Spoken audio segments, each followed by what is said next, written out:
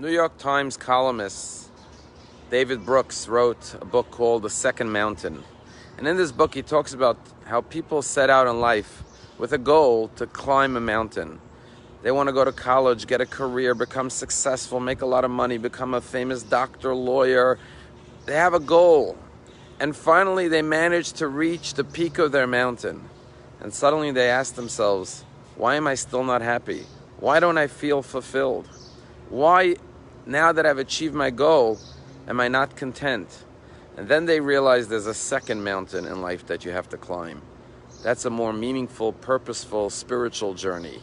And when they go on that second mountain, they climb to that mountain, they finally discover their true self.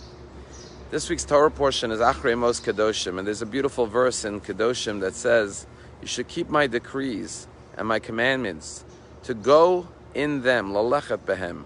I am Hashem, your God. And the commentaries ask, why are the words to go in them, to journey in them, inserted in the midst of the verse that says you should keep my commandments, I am God? And the rabbis explain that the whole purpose of the Torah and the mitzvahs is to give us a purposeful life, a life in which we are constantly growing and progressing and achieving greater and greater heights. No matter which mountain you've climbed in life, there's always a second mountain, and even a third and fourth and fifth mountain. You can never stand still. You can never remain stagnant, because human nature is that in order to be happy and fulfilled, we have to be growing and stretching and achieving greater and greater heights.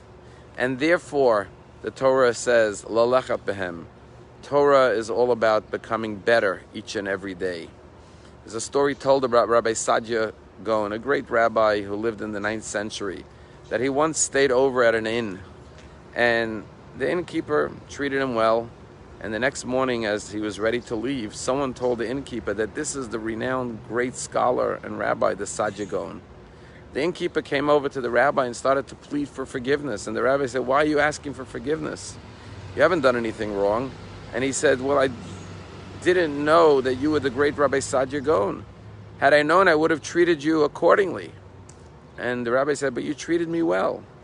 And the innkeeper looked at the rabbi and said, yes, I treated you well, but not as well as I would have treated you now that I know what I know about who you are. Rabbi Saadia Gaon said that's a beautiful lesson in life, that every day, hopefully, we grow in our understanding and our wisdom. And the greater we become in our wisdom and understanding, the more we are able to realize that yesterday's achievements were not significant. Whatever we did in the service of God or the service of man may have been on par for yesterday's level, but based on today's growth in knowledge, we have to strive for even higher. If you're moving, if you're growing, no matter which level you're on, you can truly say, I am walking, I am going in the ways of Hashem. Have a wonderful day.